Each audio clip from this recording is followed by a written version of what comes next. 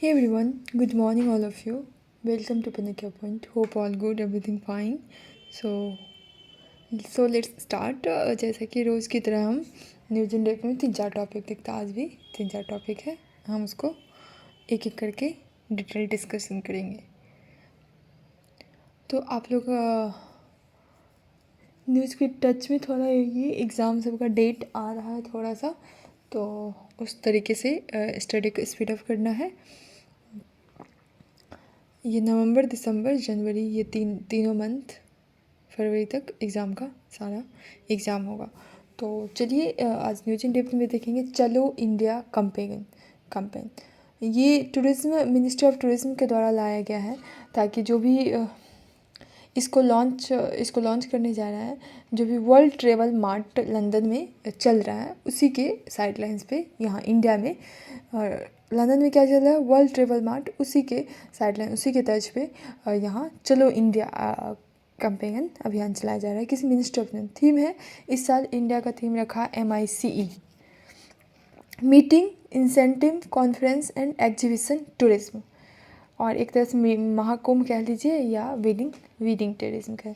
ये स्पेशली उसके लिए जो भी OCI होते हैं, OCI हम देखेंगे आगे भी किसके क्या होते हैं। तो OCI सिटीजन कार्ड होल्डर जो है 5, इस तरीके से कहा गया है कि OCI, अगर कोई OCI कार्ड होल्डर है तो वो 5 फॉरेन नेशनल को नॉमिनेट कर सकता है इस एज ए स्पेशल पोर्टर के तहत। और गवर्नमेंट के द्वारा जो भी डायस्पोरा मेंबर होते हैं उसको उसके फ्रेंड्स को भी अलाउ किया गया है कि आप फ्री वीज़ा ले सकते हैं। टोटल नंबर पर अगर ये फ्री वीज़ा देखें तो वो जिस तरीके से इनिशिएटिव में कहा गया तो 1 lakh total free e visa grant किया गया है। एम यही है कि फॉरेन टूरिस्ट को और ही मतलब फ्लेक्सिबिलिटी दे, और भी फॉरेन टूरिस्ट को लाए। OCI क्या है, OCI वैसे लोगों को स्टेटस दिया जाए जो भी इंडियन ऑरिजिन के रहते हैं, जो इंडिया में इंडेफिनिटली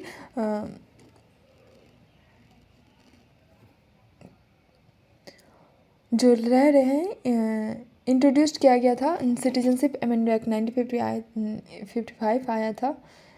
तो गवर्नमेंट के द्वारा PIO कार्ड स्कीम को OCI के दोनों को मर्ज कर दिया गया 2015 में। एलिजिबिलिटी क्या है, वैसे फॉरेन जो इंडिया का सिटीजन है एट, और फिर 26 जून 1950 के बाद या उस अभी एट टाइम जो माइनर चाइल्ड हो या उसके parents both citizen of India, अगर कोई भी चाइल्ड और उसके ग्रैंड चाइल्ड और ग्रेट ग्रैंड चाइल्ड हो।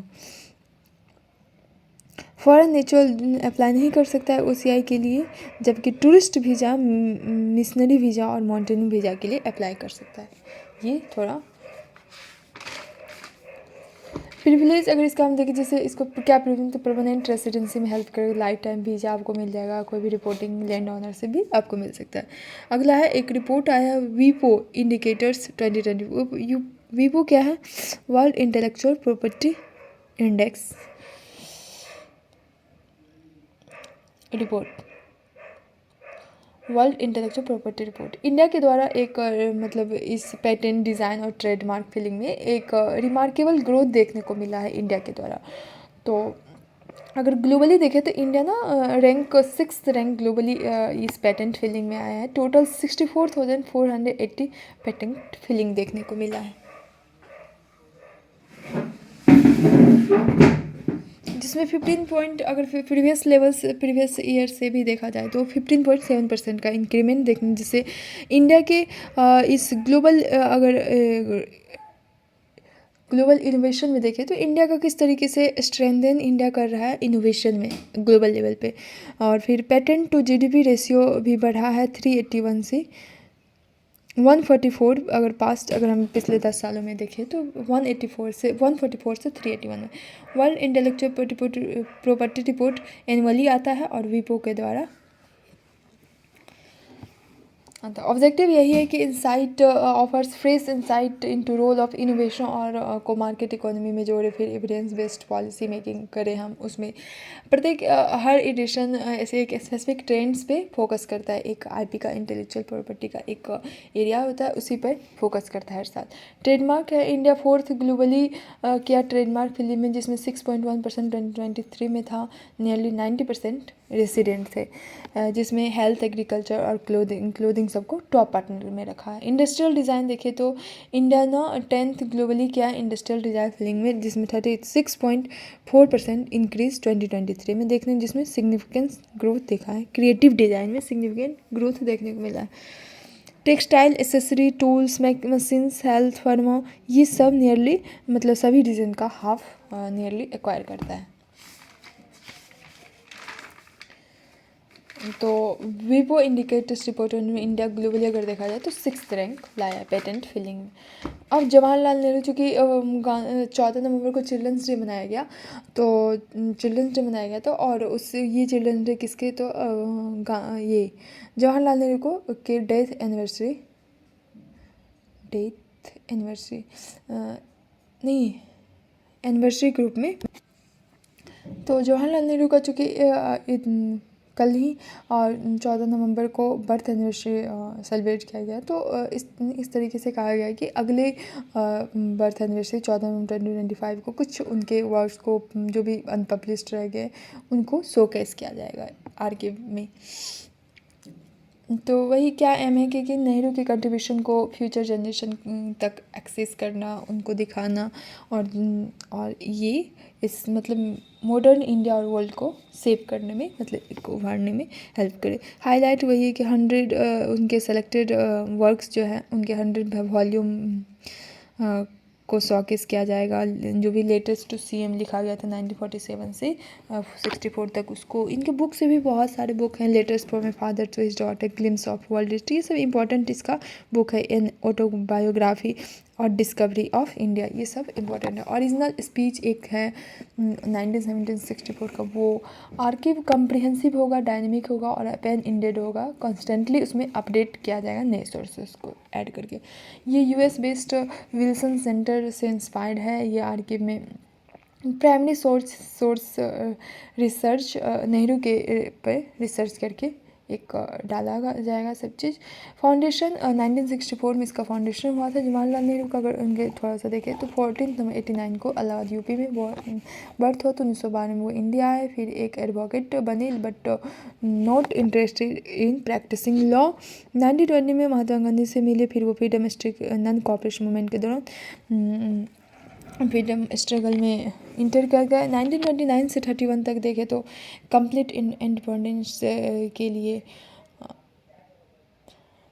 की बात कहे। फिर एक फंडामेंटल राइट्स पे एक रिजोल्यूशन पास किए और इकोनॉमिक पॉलिसी पे 1936 में इनके द्वारा लखनऊ सेशन, आईएनसी का लखनऊ सेशन को प्रेजाइड किया गया। फिर 40 में गांधी जी के द्वारा लिमिटेड सीडीएम मूवमेंट में पार्टिसिपेट किए। 49 में गांधी जी को as a political heir designate किए।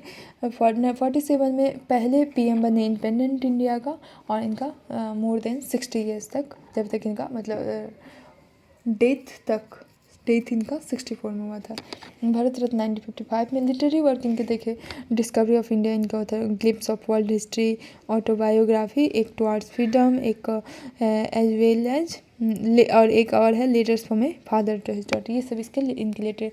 एजुकेशन जैसे आईटी, एम्स, आईएम्स, इस सब के डेवलपमेंट में इनका ही योगदान है। इंडस्ट्रियल डेवलपमेंट जैसे heavy industry, iron steel plants, Durgapur और किला सब में। इंस्टीट्यूशन जैसे नेशनल डिफेंस एकेडमी का फाउंडेशन, एटॉमिक एनर्जी कमीशन का फाउंडेशन, ये सब इनके द्वारा हुआ है। फॉरेन पॉलिसी जैसे नॉन अलाइड मूवमेंट को इनिशिएट इन्हीं के द्वारा, पंसिल समझौता हुआ था चाइना के साथ 1994, इन्हीं के द्वारा लाया गया था। फिर 5 प्रिंसिपल जिसमें कोई पीसफुल को एग्जिस्टेंस का बात किया गया था। इनको फॉरेन पॉलिसी का आर्किटेक्ट भी कहा जाता है। गवर्नेंस स्टेट रिऑर्गेनाइजेशन कमीशन 1953 में अपॉइंट यही किए थे, जिसमें स्टेट को मतलब लिंग्विस्टिक बेसिस पे, लाइंस पे स्टेट का आधार होगा, स्टेट को ऑर्गेनाइज किया जाएगा, बनाया जाएगा। 2024 का बुकर प्राइज़ है इस बार मिला है ब्रिटिश ऑथर सामंथा हार्वे को प्रेस्टीज बुकर प्राइज़ मिला है उनके नोवेल ऑर्बिटल के लिए। ऑर्बिटल कहीं एक थॉट प्रोवोकिंग मतलब एक्सप्लेन, जिसमें ह्यूमैनिटी के कनेक्शन को, मतलब कि किस तरीके से हमारा पीपल्स का अर्थ और कॉस्मस के बीच कनेक्शन है, और इस नॉवेल में ये भी बताया गया है। और फिर इंटरनेशनल स्पेस स्टेशन किस तरीके से novel follow, group of astronaut, वो सब के मतलब किस तरीके से हमारे प्लेनेट के चारों ओर ऑर्बिट कर रहा है। हार्वी का हार्वे का लिरिकल प्रोज और इंसाइटफुल कमेंट्री ह्यूमन कंडीशन पे दिखाता और फिर बहुत ही वाइड स्प्रेड मतलब इनको प्रसिद्धि मिला है और ये most prestigious literary awards globally है ये। बुकर प्राइज़ 1969 यूके में इसका स्थापना किया गया था। ओरिजिनली इनको बुकर MC कॉर्नेल प्राइज़ कहा जाता था, जो भी हाईएस्ट क्वालिटी फिक्सन इंग्लिश में लिखा जाएगा उसके लिए। अब इनिशियली में कॉमनवेल्थ राइटर के लिए ही मतलब ब्रिटिश राइटर के लिए ही था। अब सभी राइटर्स किसी भी नेशनलिटी के हो उनको दिया जाता है। एलिजिबिलिटी ओरिजिनल वर्क हो जो इंग्लिश में लिखा हो और पब्लिश्ड हो यूके और आयरलैंड में। Prize money 50,000 franc. लॉरेट अगर इंडियन लॉरेट देखें जिनको अभी तक बुकर प्राइज़ मिला है तो सलमान रश्दी को 1981 मिडनाइट चिल्ड्रन के लिए, अरुंधति राय को गॉड ऑफ स्मॉल थिंग्स के, किरण देसाई को इनहेरिटेंस ऑफ लॉस, अरविंद अडिग को वाइट टाइगर के लिए, सलमान रश्दी को बुकर और बुकर कहा जाता है। इनके मिडनाइट चिल्ड्रन को 15th एनिवर्सरी पर फिर से बुकर प्राइज़ मिला। गीतांजलि श्री को 2022 टॉम ऑप्शन ओरिजिनली ये रेड समाधि था लिखा गया था। एक सी रेंजिंग और आर्टिफिशियल रीफ प्रोजेक्ट एक प्राइमरी गोल है कि फिशरी रिसोर्स को रिस्टोर करना। जैसे होता है ना कि फिशिंग कल्चर, जैसे मछली हो बहुत सारे उसको एक हम उसको क्या करें एक सस्टेनेबल फिशिंग फिंगरलिंग लिंग रिलीज मतलब छोटी छोटी मछली को हम उसको ब्रीड करवा रहे हैं, उसको ले रहे हैं, फिर उसको हम जाके ओशन में छोड़ रहे हैं। तो वही प्राइमरी गोल है, कहीं ना कहीं फिशिंग रिसोर्स को और रिस्टोर करें और जो भी सस्टेनेबल फिशिंग है उसको हम सपोर्ट करें। किससे? फिंगरलिंग छोटी मछली को समुद्र में छोड़ के। प्रोजेक्ट में है कि 1 मिलियन फिश को 10 लोकेशन पे छोड़ा जाएगा, खास करके तिरुवनंतपुरम कोस्ट लाइन के आसपास छोड़ा जाएगा। इसमें इम्प्लीमेंटेशन इनिशियल में 20,000 छोटी मछली को बोला था रिलीज़ करेंगे, लेकिन फिर कितने 1.5 nautical miles. Artificial reef module fund किया गया प्रधानमंत्री मत्स्य संपदा योजना के तहत, जिसमें 42 साइट्स पे 33 फिशिंग विलेज डिस्ट्रिक्ट के अंदर ही खोला जाएगा और ये नेशनल फिशरी डेवलपमेंट बोर्ड के द्वारा सपोर्ट किया जाएगा। 3 करोड़ प्रोजेक्ट का फंडिंग है जो अप्रूव किया जाएगा। स्टेट फिशरीज डिपार्टमेंट के साथ मार्क किया जाएगा और छोटी मछली को ये छोड़ा जाएगा उसमें। सी रेंचिंग में क्या होता है, वही छोटी छोटी मछली को कंट्रोल्ड इन्वायरमेंट में रेज करके मतलब हम उसको थोड़े से ब्रीड कर मतलब अच्छे थोड़ा सा ब्रीड करके उसको ऑसन में हम उसको छोड़ते हैं। फोकस वही है कि फिश पॉपुलेशन को रिस्टोर करना, उसके मेराइन सस्टेनेबिलिटी को प्रमोट करना, ऑयस्टर मसल कार्प ट्राउट ये सब को ब्रीडिंग में थोड़ा हेल्प होगा। तो ये 3-4 टॉपिक। सी रेंचिंग क्या था? Sea ranching, artificial reef project, Booker prize William Harvey Booker prize मिला है समंथा हार्वे को 2024 का उसके नोबेल ऑर्बिटल के लिए। और ये नोबेल कहीं ना कहीं पीपल का लोगों का अर्थ और कॉस्मोस के बीच क्या रिलेशन है वो दिखाता है। और फिर जवाहरलाल नेहरू को हम देखें क्या कि इनका 14 नवंबर को बर्थ एनिवर्सरी मनाया गया एज ए मतलब चिल्ड्रंस डे के रूप में मनाया जाता है। तो अगले साल 14 नवंबर 2025 को बोला गया कि इनके जो भी पब्लिश्ड और अनपब्लिश्ड वर्क हैं इनको एक मल्टीमीडिया डिजिटल आर्काइव में दिखाया जाएगा। एक है वीपो इंडिकेटर्स 2024 रिपोर्ट, जिसमें इंडिया 6th ग्लोबली क्या पेटेंट फिल्म, जिसमें टोटल 64,480 फिलिंग्स कर चुका है और किस तरीके से आगे बढ़ रहा है ग्लोबली अगर देखा तो इंडिया ग्लोबल इनोवेशन मतलब में देखें तो इंडिया उभर रहा है, स्ट्रेंथन कर रहा है। और एक है चलो इंडिया कंपेनियन, ये टूरिज्म डिपार्टमेंट मिनिस्ट्री के द्वारा लाया गया है कि लंदन में वर्ल्ड ट्रेवल मार्ट के ही तर्ज पे यहाँ भी लॉन्च किया गया है कि फोकस है कि इंडिया की पेविलियन मीटिंग इंसेंटिव कॉन्फ्रेंस और एग्जीबिशन सब को शोकास करना। और फिर इसमें OCI और ओवरसीज सिटीजन ऑफ इंडिया और persons of Indian origin card scheme सबको भी कुछ उनको कहीं ना कहीं और फॉरेन टूरिस्ट को इंडिया में लाना है इस कैंपेन के तहत। तो यही था आज का न्यूज़। सो मिलते हैं कल के न्यूज़ में, तब तक के लिए stay happy and stay blessed. Thank you, bye bye.